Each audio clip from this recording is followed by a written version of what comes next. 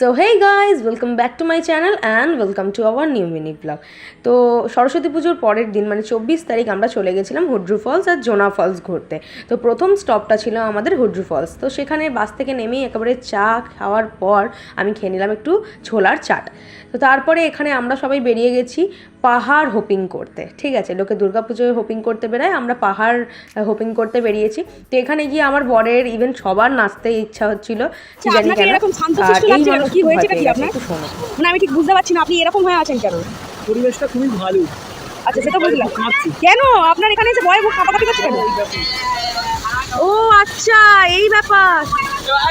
এই মানুষ থেকে হঠাৎ করে বাঁদর কি করে হয়ে গেল? আপনি টেনশনে আছেন? ও নামার সময় আপনি কি করে নামেন? তো মামি এখন নামতে থাকে, তোমরা দেখে নাও সুন্দর কিছু মুহূর্ত। আসলে ঝর্ণায় গেছি, তো ঝর্ণাটা ক্যাপচার না করলে কি করে চলবে। সত্যি এত সুন্দর প্রকৃতির দৃশ্য, মানে আমি দেখে তো জাস্ট উন্মুগ্ধ হয়ে গেছি, এত সুন্দর। ন্যাচারালি আমি সমুদ্র খুব পছন্দ করি, তবে পাহাড়টাকেও অপছন্দ করার মতো কিছুই নেই। পাহাড়েও একটা আলাদা শান্তি আছে, একটা আলাদাই পিস আছে। তো এখানে গিয়ে আমারও মনটা খুব ভালো হয়ে গেছিলো। তো তারপরে দেখো মামি নামার সময় একেবারে সেই নাজেহাল অবস্থা, অনেক কষ্টে তাকে ওই ওপরের একদম মাথা থেকে নামানো হয়েছে। মানে উনি নিজেও উঠে তারপর ভাবছিল যে আমি কী করে নামবো আর কেনই বা আমি উঠতে গেলাম পাহাড়ের ওই অত ওপরে, ওই পাথরটার ওপরে আর কি। তো তারপর ওখান থেকে বেরিয়ে আমরা একটু ঘুরতে বেরিয়ে গেলাম, মানে আশেপাশের কয়েকটা জায়গা, কিছু ড্যাম ছিল আর বোটিং করতে গেছিলাম মেনলি। আমরা জানতামও না যদিও তখন যে ওখানে বোটিং করার কোনো এরকম অপশান আছে বলে, তাই আমরা এমনিই জাস্ট ঘুরতে বেরিয়ে গেছিলাম। তো অটোতে বসে আমি আর মামা পিছনে বসেছিলাম। তো দেখলাম এটা মানে নর্মাল কোনো সিট নয়, এটা পুরোপুরি ঘোরানো যায়, মানে আপনি যেভাবে ইচ্ছা বসতে পারবেন, এরকম একটা ব্যাপার।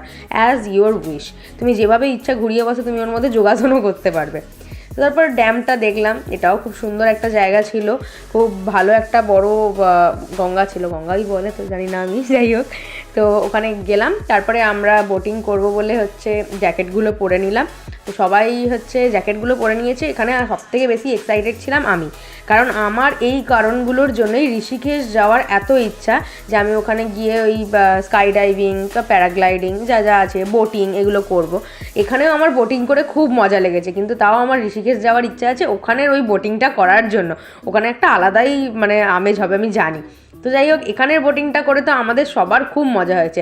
সব থেকে বেশি যদি এখানে কেউ পাগলামো করে থাকে, এই যে খাম্বার মতো দাঁড়িয়ে আছে এই ছেলেটা, তো মানে প্রচুর মজা করেছি আমরা। তো হুড্রু ফলসের ভিডিও এই অবধিই রইল। তো দেখা হচ্ছে নেক্সট মিনি ব্লগে, চলো টাটা।